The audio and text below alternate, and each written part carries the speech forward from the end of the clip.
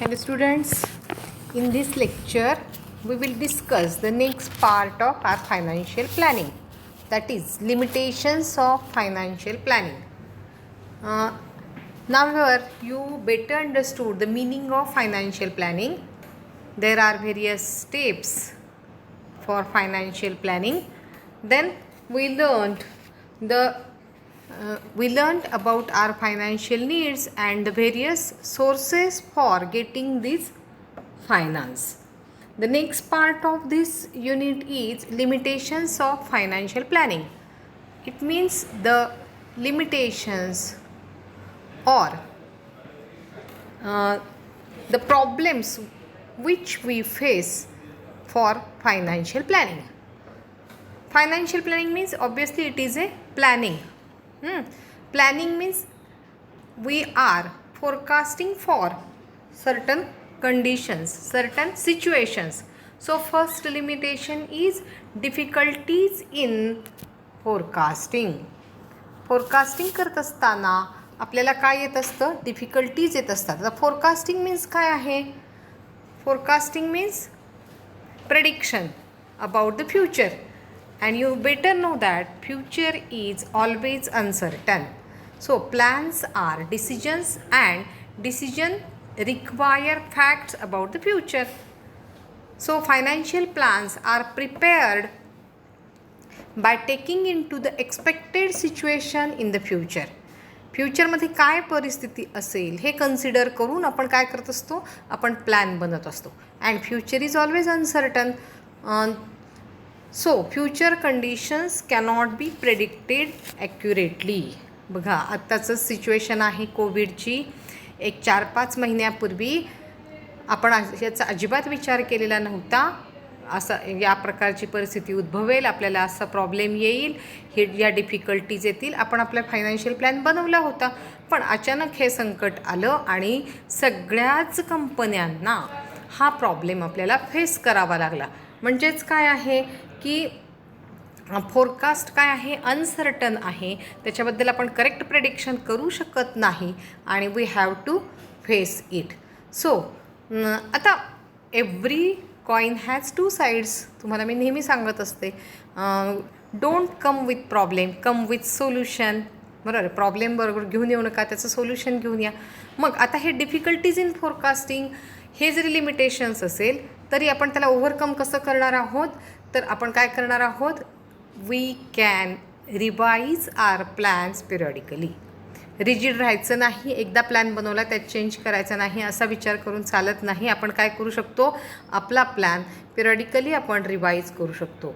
So development of variable plans which take changing conditions into consideration. म्हणजे plan, मी तुम्हाला नेहमी सांगत असते की आपण प्लॅन बनवत असताना नेहमी 2 प्लॅन बनवायचे, plan A and plan B. If plan A will fails then our next plan that is plan B must be ready. Plan B आपला तयार असला पाहिजे. म्हणजेच काय आहे, रिवाइज्ड प्लॅन आहे. आपण त्यात चेंजेस करणार आहोत, आलेल्या परिस्थितीला, सिच्युएशनला आपण काय करणार आहोत, फेस करण्यासाठी आपण प्रयत्न करणार आहोत. म्हणजेच काय आहे, फर्स्ट जे आहे फायनान्शियल प्लॅनिंग करत असताना first difficulty, first limitations, first आपण काय म्हणूया, प्रॉब्लेम म्हणूया, समस्या म्हणूया, अडचणी म्हणूया, कोणती आहे तर डिफिकल्टीज इन फोरकास्टिंग. मग फोरकास्टिंग आपलं करेक्ट प्रत्येक वेळी येईलच असं नाही. So we have to revise our plan periodically. त्याच्यावरती ओव्हरकम आपल्याला करता येतं. ओके, आता सेकंड पॉईंट त्याच्यामध्ये आहे डिफिकल्टी इन चेंज. एकदा प्लॅन आपण बनवला की तो खरंच अवघड असतो. बरोबर आहे, चेंज करायला. का अवघड असतो, वॉट आर द रिझन्स? तर फर्स्ट रिझन आहे की ॲटिट्यूड ऑफ मॅनेजमेंट. मॅनेजमेंटचा ॲटिट्यूड असतो, रिजिडिटी असते की they are not ready to change their plan, especially for long term finance. एखादी मोठी ॲसेट घ्यायची ठरवली असेल, खूप सारे पैसे त्याच्यामध्ये इन्व्हेस्ट होणार असतील आपले, आणि मग हा प्लॅन चेंज करायला मॅनेजमेंट जनरली तयार होत नाही. Especially relating to capital expenditure. आपल्याला टॉपिकच होता लास्ट मॅनेजमेंट अकाउंटिंगला कॅपिटल बजेटिंग डिसिजन्स म्हणजे काय आहे की खूप मोठी अमाऊंट आपण त्याच्यामध्ये इन्व्हेस्ट करत असतो, ह्यूज इन्व्हेस्टमेंट असते, ती ॲडव्हान्समध्ये केलेली असते आणि पुन्हा त्यात रिव्हिजन करायची म्हणजे काय असतं की लॉस होण्याचा चान्सेस असतात. आणि so the management is not ready to change. आपण खूप म्हणतो की आपण चेंज करणार आहोत, पण दे आर रिलक्टंट, हा एक वर्ड आहे त्याला, रिलक्टंट टू चेंज. ओके, बरं. त्यानंतर काय असतं की खूप वेळा arrangements are made advance for acquisition of raw material. एक महिना 2 महिने आपण आधी ऑर्डर पाठवलेले असतात रॉ मटेरियल मिळवण्यासाठी, आणि मग त्यात पुन्हा चेंज करायचं म्हटलं की सगळाच प्रॉब्लेम येतो. बरोबर आहे. काही इक्विपमेंट मागवलेले असतात, काही मशिनरी मागवलेली असते, आणि हा प्लॅन चेंज करायचा म्हटलं की काय आहे, त्याच्यामध्ये खूप साऱ्या अडचणी आपल्याला येऊ शकतात. लक्षात आलं? डिफिकल्टी इन चेंज म्हणजे फर्स्ट काय पाहिलं आपण, डिफिकल्टीज इन फोरकास्टिंग. सेकंड काय पाहिलं, difficulty in change. Then third point आहे रॅपिड चेंज. आता रॅपिड चेंज मीन्स काय की जी सिच्युएशन आहे, the growing mechanism of industry is bringing rapid changes in industrial process. खूप सारखा पटापट चेंज होतो आहे. कस्टमरची नीड, कस्टमरची लायकिंग, कस्टमरचे इन्कम फार पटापट चेंज होतं. आपण सुद्धा आपल्याला एकच एक साबण वापरायला आवडत नाही, एकच एक टूथपेस्ट कंटिन्यू आपण वापरत नाही, आपल्याला चेंज पाहिजे असतो. बरोबर आहे, कारण आपण म्हणतो change is the spice of life. आणि मग हा चेंज आपल्याला काय करावं लागतो की कन्सिडर करावा लागतो, आणि अकॉर्डिंग टू दॅट आपल्या प्रोडक्शनमध्ये, आपल्या प्राइसेसमध्ये, आपल्या डिस्काउंट्समध्ये, आपल्या ऑफर्समध्ये आपल्याला चेंज करावा लागतो. बरोबर आहे. We have to change the methods of production, marketing devices म्हणजे जे काय आपण गिफ्ट देणार आहोत, एकावर एक ऑफर असते, डिस्काउंट्स असतात, हे मार्केटिंग डिव्हायसेस आहेत. ओके, क्रेडिट जे काय आपण देणार आहोत, त्या क्रेडिटचे इंटरेस्ट काय आपण त्यांना चार्ज करणार असेल, हे सगळं आपल्याला काय करावं लागतं, चेंज करावं लागतं. आपल्याला त्याची मेथड चेंज करावी लागते. Consumer preferences create new demand every time. बरोबर, हे सगळं चेंज होणार आहे, परमनंट असं काहीच नाही. आणि म्हणून काय आहे की आपण जो फायनान्शियल प्लॅन बनवतो तो काय असतो, तो आपल्याला चेंज करावा लागतो. The incorporation of new changes require a change in financial plan every time. Once investment are made in fixed asset, these decisions cannot be reversed. एकदा एखादी मोठी फिक्स ॲसेट घ्यायची अमाऊंट जर आपण भरलेली असेल तर आपल्याला ती चेंज करता येत नाही, कारण त्याच्यामुळं काय होतं, ती ॲसेट आपल्याला नंतर म्हणजे महिन्यानंतर 2 महिन्यानंतर बदलायची म्हटलं तर ती स्क्रॅपमध्येच आपल्याला सेल करावी लागते, त्यामुळं त्याचा आपल्याला उपयोग होत नाही.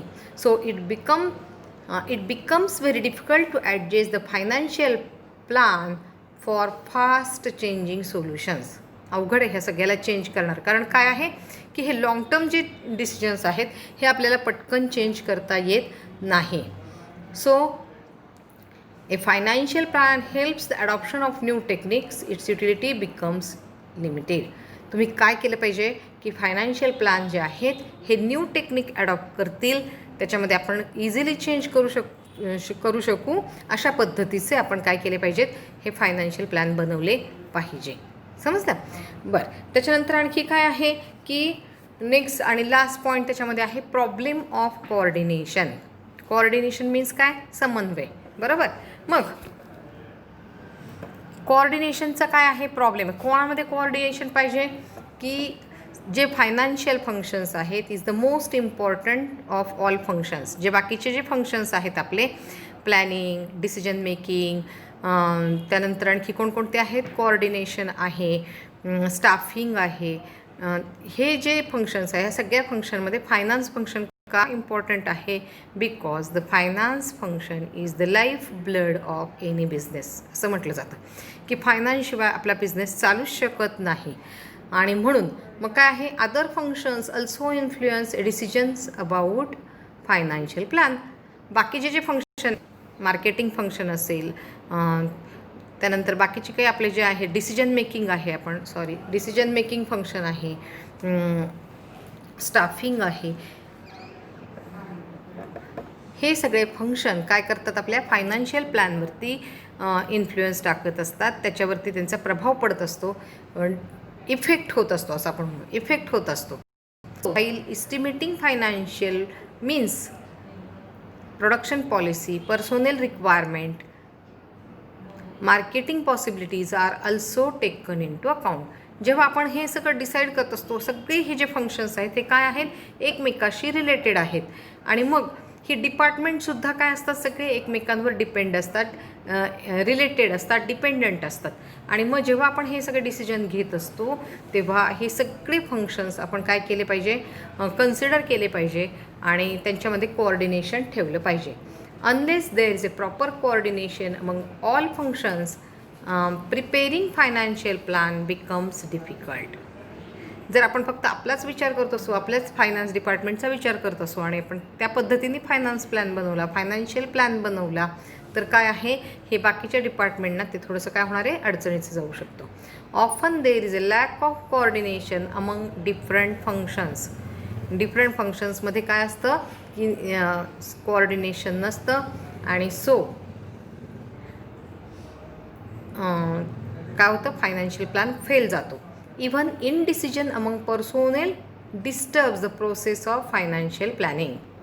आता पर्सोनेल मीन्स काय, the employees working in our organisation.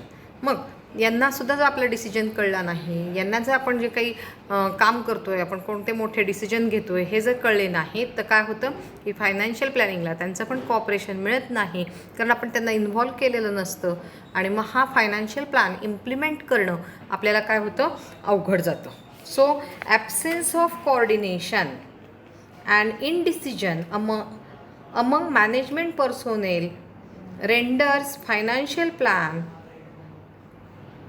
fails. अयशस्वी आपला तो प्लॅन होऊ शकतो. बरोबर, लक्षात आलं. म्हणजे काय आहे की फायनान्शियल प्लॅनचे जे काही लिमिटेशन्स आहेत, प्रॉब्लेम्स आहेत, ते काय आपण केलेले आहेत, डिवायडेड इंटू 4 पार्ट्स. त्याच्यामध्ये फर्स्ट आहे difficulties in forecasting, difficulty in change, rapid change and problem of coordination. Okay, लक्षात आलं, समजलं? Okay, thank you.